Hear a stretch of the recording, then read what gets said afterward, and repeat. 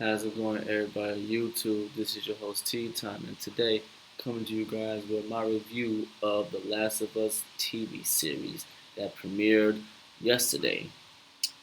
For most people that played the game, you probably already know what the TV series is all about. For people who haven't, I hope you are enjoying it if you are watching it.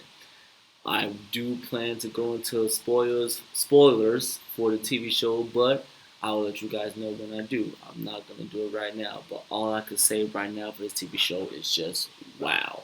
Like for the first episode, it literally has everything and more when it comes to the game. For people that play the game, you guys already know what I'm talking about if you have seen the TV show already. If you have not, then I suggest you guys go check it out. I can honestly say, in my opinion, this TV show definitely is a spitting image of the game. Maybe not the actors, but everything else in the game. And I'm only saying that because of really just like not because it's bad acting, but because some don't look like the characters in the game. I'm gonna just go ahead and get right into it. I Please forgive me if I miss if I don't pronounce people's names right. I do apologize, but in this first episode, these are the people that caught my attention: Ellie, Joel, Tommy, Tess, Sarah, and Marlene. Now, as for the actors that are playing them, Bella Ramsey, she plays Ellie. For people who hasn't played the game, I'm gonna just let you know who Ellie is. That's Ellie right there. You see in my background. That's Ellie. I'll explain more in a minute. Let me just go through this real quick. Bella Ramsey, Ellie. Her right there. Nico Parker plays Sarah. Next person you're gonna see is Pedro Pascal, who plays Joel. There's also Gabriel Lunan, who plays Tommy. Annie Torvey. If I'm saying right, if I'm saying wrong, I apologize. Who plays Tess, and Merlin Denbridge. Hopefully, I'm saying her name right. I really hoping that I am. Who plays Marlene? Now, let me just break it down real quick. Ellie. Ellie is this girl who's being watched by Marlene, who later on basically joins Joel. Joel is the main character. They're all somewhat main characters, but the main characters, if you play the game, are Joel and Ellie. They're gonna be together through this whole TV series. I'm only speaking to people who hasn't played the game. The whole game is gonna be based around them, really. Um, Tommy is Joel's brother. Sarah is Joel's daughter. Tess is Joel's friend and I guess you could say comrade or love interest. I'm guessing. And Marlene, she's the leader of this group that will be explained later in the TV show and later in the game if you plan to play the game after seeing the first episode. I really feel like this first episode is going to bring a lot of people into wanting to play the game and like not even wait for the rest of the other episodes, but just get right into it.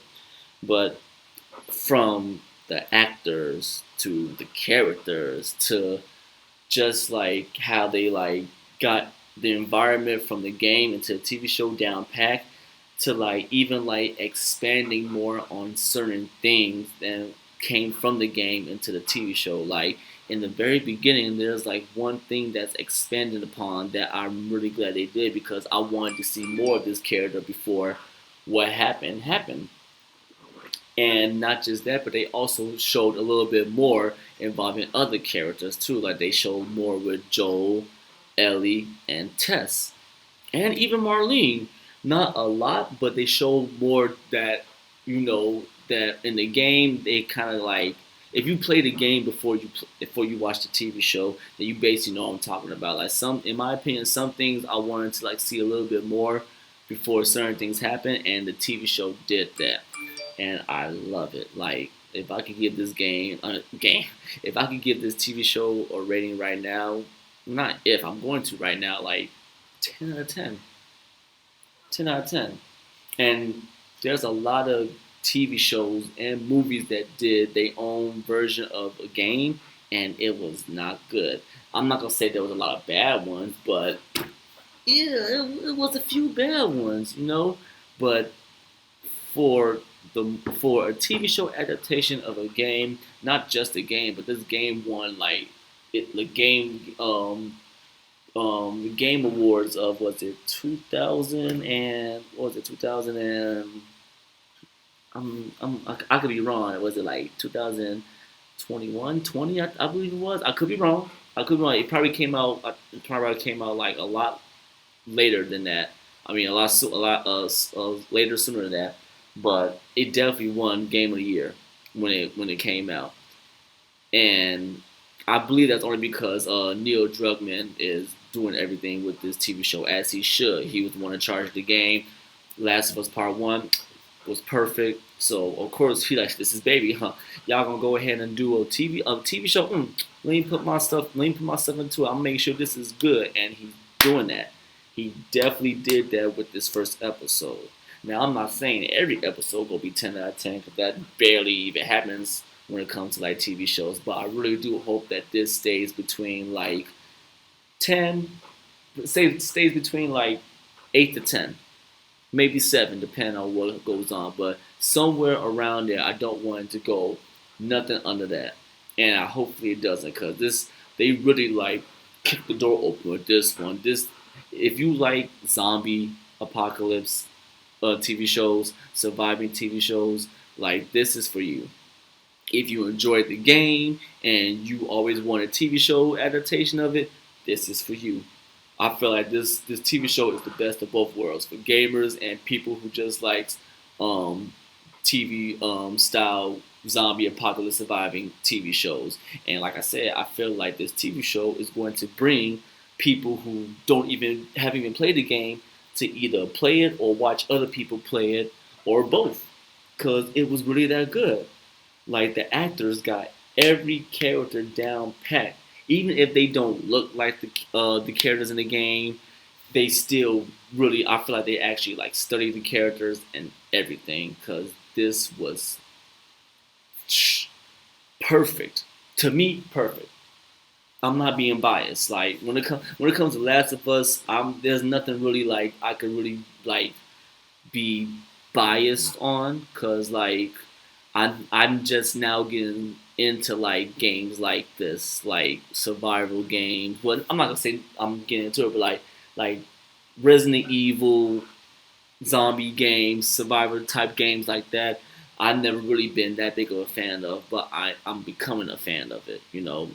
I mean, in my opinion, I say like I've been like starting to be like play those games. I get like a year or two, so I'm still fresh. There's other people that have been like 5, 7, 10 years shit since they was born playing survival horror games. So, but for me, like I like it. I liked it the part one. I was okay with part two of The Last of Us. Like it was not better than the first one, but it was okay. And rumor has it there's going to be 2 seasons. And I believe that The Last of Us Part One, this TV series, is going to be 9 episodes, 9 or 8, I think, 8 or 9 maybe. And then they're going to start doing a season two. So I feel like these 8 or 9 episodes are going to be all of Part One, and then season two going to be Part Two. If they do season two directly, just like Part Two, then I don't think it's gonna be as good, just because part two of The Last of Us, the video game, was not better than the first one, in my opinion. In my opinion. But I mean, right now we're gonna just wait and see. Until then, like I said, this is a 10 out of 10 part one, episode one. Good way to start it off. Very good way to start it off. But I'm gonna get into the spoiler side of the episode. So if you haven't seen the episode yet, then this will be part where you click off and go check it out if you want to. If me talking about it for these past like what 10 11 minutes without trying to do any spoilers make you like maybe I should check it out, then with all means go ahead and check it out. After you're done watching it, if you want to hear more of my review of it and spoiler side of the episode, then feel free to come back. Also, in case you don't come back and you just wanted the interview right here, links to my socials are down below. Please follow me on all of those. I want to also let you know to hit the bell to be notified when I go live, because on Saturdays I will be playing more of The Last of Us Part 1, which I have started. It's in my look on my channel, on my YouTube channel. The first part of it is on there. I also plan to watch the continue to watch the next episode on Sundays, and then be back with you guys on Monday with another review. That's my plan until one, I finish the game, two, I finish the TV series and wait for the second series. And that will be my plan for you guys every Saturday, Sunday, and Monday rotation, just like that. So, and to everybody else that's gonna stick around, if you played the game already, so you don't really need to like click off and go watch the TV show, but you know you're gonna watch it anyway. Um, like I said, this is when I go into the spoiler side. So for everybody else, I'll see you guys later. And to everybody else that's staying, we'll go to spoilers in 3, 2, 1. Here we go. All right, so the episode starts off with these two doctors talking with this guy that's interviewing him on his TV show, basically, and they're telling him like, basically telling him like different types of diseases or infections that could basically harm like humankind as a whole. And it was basically saying like, yeah, like if this type of disease was to infect us right now and spread globally, we will be fucked. Like humanity will not survive. And then it goes into like the opening scene for like the TV show and everything. After that, we're introduced to Sarah, who is, like I said, Joe's daughter. She's cooking him breakfast, like right there. She's cooking him breakfast. It's his birthday. He's 36. She makes him breakfast. Tells him happy birthday. We're introduced to Joe, which is him right here, and then we're also introduced to Tommy, who is Joe's brother. So they're getting ready for work. Sarah's getting ready for school. And before she leaves the house, she takes Joe's watch and some money that he has saved up to go fix his watch, because I guess the watch is very important to him and it's his birthday. So when all this going on, this is where the TV show expands more than the game, because in the game it starts off with Joel coming home from work, spending time with his daughter on his birthday, and she's giving him the watch that she went to go fix. But in the TV show, we're seeing more of Sarah. Like it's almost like the whole first 5 to 10 minutes of the TV show is about Sarah. Basically, she goes, talks to the neighbors. She goes to school. She goes to the shop to get the watch fixed. She's on the bus. She comes home, and then Joel finally comes home from work. But as I explain more, I'm gonna tell you why I like this. So Joel comes home, gets on the couch with Sarah. Right now, everything I'm saying right now is like game, straight game. He comes home, sits in the house with Sarah. She gives him the watch. He's like, how'd you fix this? Drugs. I sold hardcore drugs. Okay, shoot, they're doing better than me. But in the game, he was like, oh, you can start paying rent then, or paying bills and everything. So I liked that. So even though it's like a little switch up in like the dialogue, it still connects with the game. She said what she said directly from the game. He switched it up a little bit, but that's cool because it's still together. So cut on a movie like in the game, she falls asleep and Joel puts her in bed in the game. But in the TV show, he leaves her on the couch because Tommy calls him. He's like, bro, can you get me up out of jail? I got arrested. Pause on that, because during the daytime when Sarah was like talking to the neighbor and visiting them and everything, the neighbor's wife was acting weird. Apparently the virus started to take effect. Now I don't remember if they talked about what kind of virus it was, but it's almost like it's like a fungus virus, some kind of basically zombie virus. I was trying to like go deeper into it, but it's a zombie virus basically. And like still, she doesn't realize that like the neighbor's wife is like slowly dying. Nobody realized that. So when Tommy had called Joe, he was like, "Yeah, man, I got into a fight with this guy because he was acting weird, and the police had arrested me. I need you to come get me." Joe's like, "Okay, fine, I'll come get you." He leaves the house to go get him while Sarah's still asleep, right? Cool. Sarah wakes up and she knows the neighbor's dogs is like on the door, like trying to get in. He's like, "Girl, keep me in. My neighbor's tripping. They wilding." So she takes the dog, trying to take the dog back to the house, but he's like, "Nope, gone." Runs off. Hopefully that dog survives somewhere. But when that happens, she goes inside the neighbor's house, trying to see what's going on, and that's when you find out like the her neighbor's wife killed him and started. It was eating somebody else. I didn't really look at who else on the floor, but you see your neighbor's wife face is all nasty, like stuff coming out the mouth, and she starts chasing Sarah. Sarah runs outside, runs into Tommy and Joe, and the neighbor tries to attack Joe, and Joe knocks her out with a wrench. Now, attention to detail. See, if you played the game, I feel like the TV show kind of expects majority of the viewers that have played the game, which is good because if you play the game, in the game, Joe shoots the neighbor. In the TV show, hits him with the wrench. That's the difference. I like that. So get in the car. They're trying to get away from town, get away from their house and like leave, get the hell out of Dodge basically. But everybody has the same idea because like now everybody's saying like the virus is like going crazy, like people are coming up, attacking people, infecting them. So they was like, okay, we can't go this way. Let's go into town. So they go into town and the whole town's going crazy. Like, have you ever seen A Quiet Place? The Quiet Place 2. Have you ever seen Quiet Place 2? That one scene where like the town just went crazy in that one part. That's what was going on here basically. In the game, Joe's car gets hit by another car because of what's going on. In a TV show, a plane crashes and its parts scatter and hits their car, made their car tip over. I like that little switch up. That was my switch up. So when they come to, Joe gets out the car. He pulls out Sarah. She can't walk because her ankle's messed up. And Joe and Sarah are separated from Tommy. Tommy's like, go ahead, get out of here, take care of Sarah, right? In the game, he did the same thing, but instead of being separated by the car, they were separated by the undead, basically. But they don't know it's the undead, but they're basically zombies.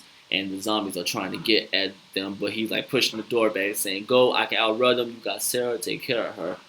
Now, these since we're calling them zombies or infected in the game, they're called infected. They're not called zombies, basically. So we're gonna call them as they are infected. They run. They run. These infected run. We're not talking about slow zombies, that you could possibly get around. We're not talking about the zombies where, like, if you like cover yourself up in like dead skin and everything, that you could walk through them. No, these are full-fledged walking infected, aka zombies. A lot of people today would not survive that. But I'm getting off topic. So anyway, Joel and Sarah are able to get away because they're still getting chased by a zombie, and a soldier shoots the zombie. And then he sees Joel and Sarah, and he's like, "Don't move." Hey, sir, I got two survivors right here. One's a little girl, leg like is broken. And then he's like, "Yes, sir.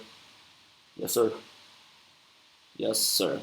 Now, if anybody know when you get that, you hear that last, "Yes, sir," that means it's trouble. Points the gun at Sarah and Joel, shoots both of them, but Joel was like only scratched. Sarah took the rest of that man. But before he could finish off Joel, Tommy comes and shoots the soldier, man. Next thing you know, you see Sarah on the floor, like slowly bleeding out, and she dies in Joel in her father's arms. In the game, that shit touched me, but it touched me more in the TV show because in the game you don't really like build no real connection with Sarah, right?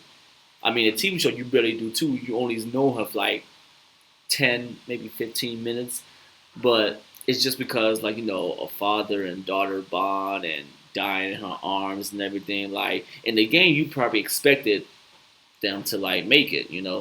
So, but when it don't happen, you're just like, damn, that's a crazy way to start a game.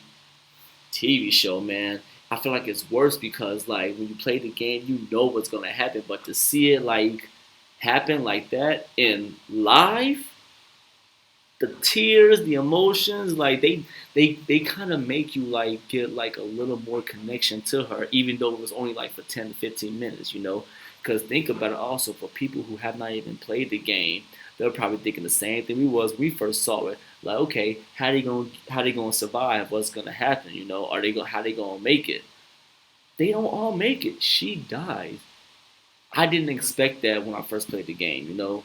So that's crazy. And a little part of me was like, maybe they'll like do a twist, you know, make their own little version of the TV show instead of going just like the game, since they added like extra stuff with Sarah. But no, she's gone. That was it. That was crazy. So it was 2003 when all that happened. They fast forward 20 years later. So Joel is now 56 and they're in Boston, or what's left of Boston. 20 years later, the world is like done with. Think about The Walking Dead. How everybody had to like do stuff to survive. 20 years later, they're doing the same thing, but they kind of already have like an establishment, like a little um perimeter of where everybody's living at. If you also played, not played, if you also watched Attack on Titan, think about the walls basically. Boston is like not all of Boston, but like half of Boston is like covered by this wall. So we kind of start to see like how they're handling everything. 20 years later, they have this system or this like device where you could like check to see if somebody's infected because this little boy came to the walls and they brought him in, had him strapped to like all these chairs because they don't know if this kid's infected or not. Come to find out he is, and the soldier is like, "Don't worry, you're safe now." Just like the other soldier. Yes, sir. We see what Joe's been doing for the past 20 years too. Also, he's working to like get these ration cards. That's kind of like money basically, because we also get to see like you give the ration card. It's like money. They're selling shoestrings for like 2 or 3 ration cards. Like they're struggling out there. But we also get to see like the little boy that they basically killed. They don't show you killing. They don't show them killing the boy, but one of Joel's jobs was like he's taking dead bodies and burning the ashes. I guess just to make sure like they don't come back as like infected basically. And as he's doing that, one of the coworkers that he's working with, she was like, "I can't do this, man. I can't pick this kid up." And we see this the boy with a bag over his head. Joe's like, "Man, I already lost my daughter, man. I could do this in my sleep. Ain't no point me even tripping about it. You know, it's whatever." That man been through some shit. He been through some shit, man. So as he like the days, not the day, well, his shift is coming to an end, and he's getting ready to I guess go home. But before he goes home, we also get to see like they're getting ready to hang people because these people violate rules of like leaving the walls. You leave the walls without permission or authorization, they're going to punish you, which is basically death, basically. And while he's watching people get hanged, he sees this other soldier trying to get his attention. Apparently, Joel is using this soldier to basically like find parts for him while also selling him drugs for more ration cards, basically. And in the TV show, Joel is looking for parts for a vehicle because I guess he wants to find Tommy, his brother. Now, in the game, it's different. In the game, Joel and Tess, who we're about to get introduced to. They're trying to buy weapons. I don't think they explained why they was looking for weapons in the first place, but I mean, it could have been the same thing, getting weapons to leave the walls to go find his brother. I think so, but instead of weapons, he's looking for vehicle parts. And the soldier was telling him like, "Oh yeah, we got some. I know some parts right here." Or, but no, he's telling him like a vehicle. "I have a vehicle that you could do," because Tess is trying to get the battery for the vehicle. He's doing the vehicle, and he's telling him where he can go. And the soldier was like, "By the way, I advise you to like not leave the walls and tonight because we're like having more shifts because of the fireflies have been attacking us." So at the 20 years right now, there's 2 different groups right now: the government and the Fireflies. I think the Fireflies are like basically like the rebel group that's going against the government. and they're already inside the walls already because as the soldier leaves, Joel sees a sign that said, "When you're in the darkness, look for the light." I think that's the Firefly's motto. He also runs into a Firefly because while he's waiting for Tess to get more information about this guy named Robert that took their battery, I'll explain that in a minute. One of the undercover Fireflies is basically like, if you ever feel lost, you know where to go. And Joe was like, if you tell me to look for the light, I'm gonna punch you in your nose. I liked that. But after Joe gets done talking to the soldier, we're finally introduced to Tess. Now, oh, I didn't bring this up. So I heard that a lot of people didn't really like that they changed up Sarah from the game to the TV show because in the game she was white, in the TV show she's black. I could go into a lot of stuff about how I feel about that, but I'm not going to because I don't think it's a problem at all. Nicole Parker, in my opinion, you did a great job. You did a great job. I really enjoyed your acting in the TV series. You know, I don't know if they're gonna do more flashbacks or anything because they could do that to make the TV show even better. You know, see stuff that you and Joe, not you and Joe, that Sarah and Joe was doing. So, but if this is like your only scene in the whole TV show, you did a great job playing as Sarah. I really enjoyed it. Me personally, you know, leave it at that. But back to Tess. So we're introduced to Tess. Do she look like Tess? No, she does not. But the acting was so good that she played Tess great. Great, great, great, great, great, great, great. I loved it. I loved it. But yeah, so Tess is held. I'm not gonna say held hostage, but she's tied up by Robert, who is the guy that basically sold the battery that she was trying to get to the Fireflies. We find that out later too. And Tess is right now, she's just trying to tell Robert, like, okay, let me go, keep the battery, don't care about it. And he's like, I tied you up. I had my men beat you up. Your eye is bleeding. You think I'm gonna really let you go? And she was like, bygones be bygones. Don't worry about that. It's all okay. And he's like, okay, what about Joe? What about your guy? She was like, my guy works for me. You ain't gotta worry about that.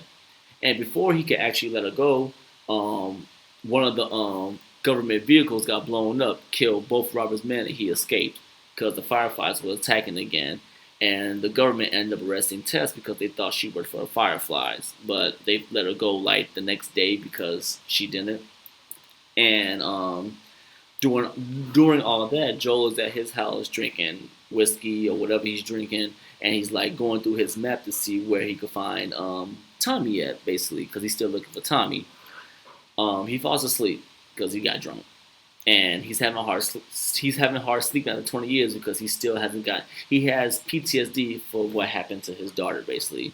Sarah comes home, she lays down with him. This is where I feel like they have they're more than just friends, kind of like a love thing going on. They don't really expand on that much in the game, but they probably will in the TV show. Because right when he wakes up, this is where the game continues. In the game, after they go through the whole Sarah's dead, it goes right into Sarah. It goes right into Tess, me and Joe at his house, telling him I know where Robert at. We could go find him and get our guns back. In the TV show, though, he wakes up. She's telling him "Oh, don't worry about this. I got jumped by some guys, and Robert sold our battery. I don't know who. I don't know to who, but we could find him and make him talk, basically."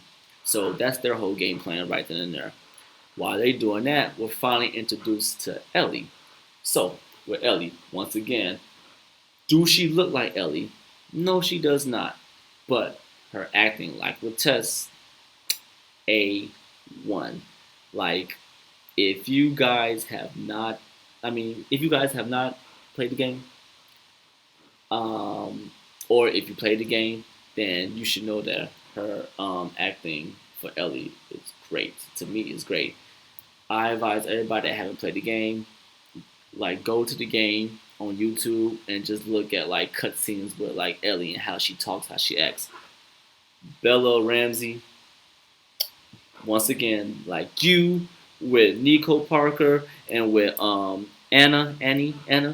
You guys played the roles great, great. And I have good high hopes for Bella in season two. Only because like in season two is going to be really focused on Ellie, and if she's going to continue to play that, then it's going to be great. It's going to be very, very great in my opinion. But yeah, so we're introduced to Ellie. She's captured by the Fireflies, and we're also introduced to Marlene, who's played by Marley. I'm sorry if I'm pronouncing it right. Dandridge, right? And Marlene's the leader of the Fireflies in the city. Apparently, there's like a bigger headquarters of Fireflies not in the city, and they're basically just attacking the government to keep them away from where they're located at right now. And come to find out that Ellie is immune to the infection. That's what Marlene finds out because she's telling her second command. She's like, after today, we're gonna pull everybody we have left back and leave here and go back home and take Ellie with us because she is the key to our future, basically. So she goes to where Ellie's locked up at, gives her the key, gives her stuff back, and she's talking to Ellie. And Ellie was like, "My name is Veronica," because she gave him a fake name. While Marlene was like, "I know who you are, Ellie. I'm the one that put you here in the city to protect you." And they also brought up Ellie's old friend. I forgot her name, but most likely they're gonna expand on that too because in the game there's like a DLC to where you play as Ellie and get to know her friend. Well, her girlfriend in a way. Yeah. So after that, she tells A like, "Look, you're going to come with us because if you don't, they will kill you. They will kill you because even though they know that she's immune to the infection, the government don't care because if they check her neck, they're gonna instantly just kill her. So right now, the Fireflies are all she got. So while that's going on, um, Joel and Tess find out where Robert is, and they get their stuff and get ready to go after Robert. Ironically, Robert sold the battery to the Fireflies, Marlene, so they're all about to meet up at the same place. When Joel and Tess go to where Robert is, they find out that he's dead. Somebody shot him in the face. I think it was probably the government. I don't remember if they mentioned that in the TV series. But in the game, in the actual game, Tess and Joel actually kill Robert. So they kind of switched that up, which is fine. I'm fine with that. He's dead either way. So after they kill Robert, um, they see Marlene, and before anything can happen, Ellie comes up, tries to stab Joel, knocks her down, points the gun at her. Marlene points the gun at him. Her second in command points the gun at him. Tess points the gun at both of them. They're like, "Joel, Marlene." So apparently, Tommy, Joel's brother, used to be a Firefly with Marlene, and he left. And now Joel is trying to find Tommy. So Marlene had an idea. She was like, "Okay, I'll help you get your battery, get your card, all that stuff if you help me smuggle her back to our people." And at first, Joel was like, "I don't know," but he talked to Tess, and that was like, "If they could help us get this vehicle and find my brother, then we need to do this."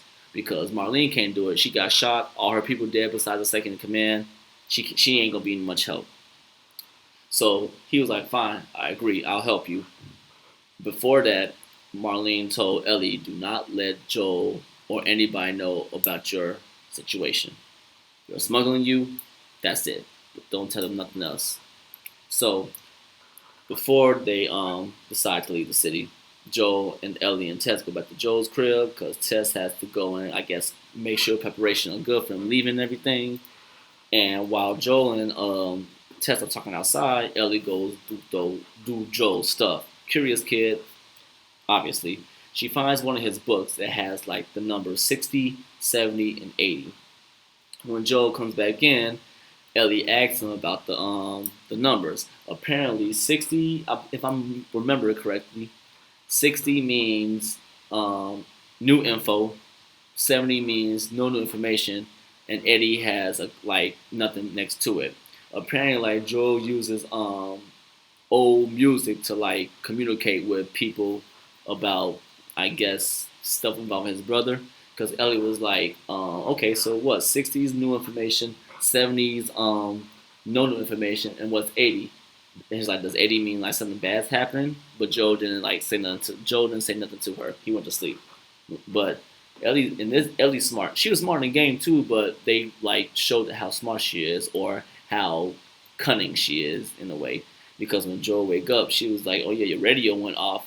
They was playing this song." He was like, "What song?" "I don't know. Something from the '80s."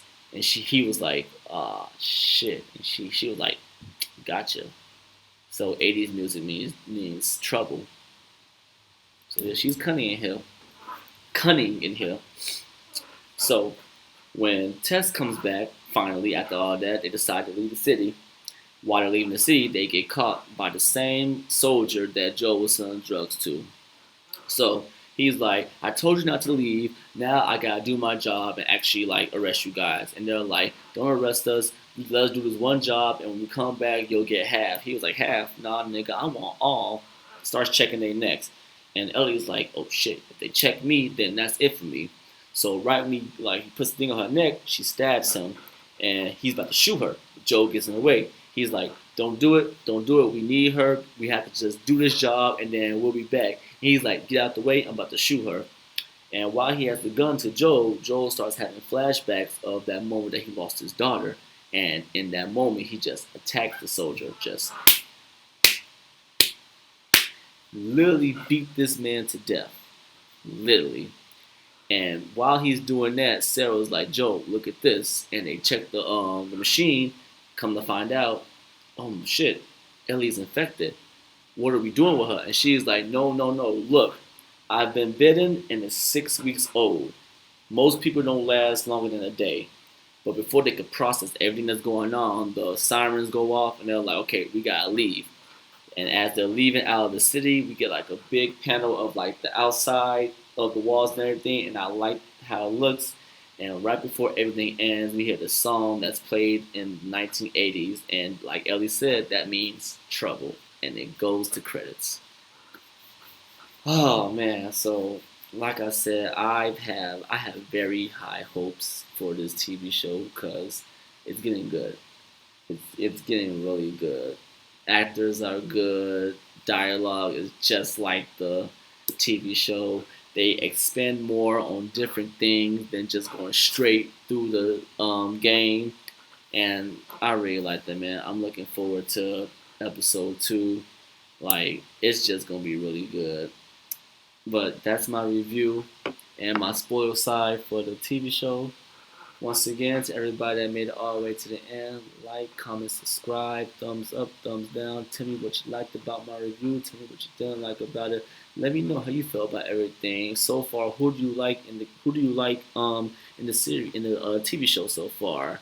How do you feel about the actors? For the people that played the game, what do you think was good about the TV show from the game? What do you think was bad? Like, what comparisons did you like? What things did you like added? What things did you wish they could have added? What do you expect for episode 2? How do you think things gonna play out? You know, for everybody that never played the game and are just now seeing the TV show. Same thing. Tell me what you liked about the TV show so far. Tell me what you didn't like about the show. Who do you like so far? Who do you want to see more of? What do you want to see more of? If you're a zombie surviving apocalypse person that likes the games or TV shows, what more do you want to see, or what more less do you want to see? For me, I just want everything to keep going the way it is because so far it's just good. Um, but like I said, socials down below. Like, comment, subscribe, hit the bell to be notified when I go live. Like I said earlier, also Saturdays I will be going live and playing a continuation of The Last of Us Part 1. Sundays I will be watching the episode, and then Monday I will be here recording, giving you guys my review and dropping it all in the same day. But until then, this is your host Tea Time, and I'll see you guys on the next video.